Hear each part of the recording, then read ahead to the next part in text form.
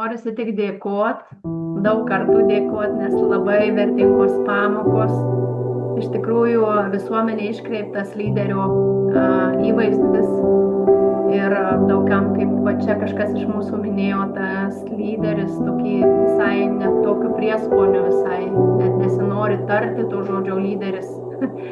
Bet čia labai teisingo pamato statydinant mus kaip lyderius, stovinčius bet kurioj pozicijoje, bet pirmiausiai šeimoj, kaip tėvai savo vaikams, kaip seneliai savo anūkams, kaip kaimynai galų gale. Mes esam tylūs tie lyderiai savo kaimynams, su kuriais galbūt aukštos tvoros skiriamus. Tai va čia labai geri tokie teisingi aspektai ir mes labai dėkingi jums esam. Ir Ąžuolyne mūsų vienas iš prioritetų yra doros lyderystės puoselėjimas tarpusavio šeimų santykiuose, tiek bendruomeninių santykių. Tai mums čia į 10 visi atsakymai. Labai lauksim kito susitikimo. Nuostabu.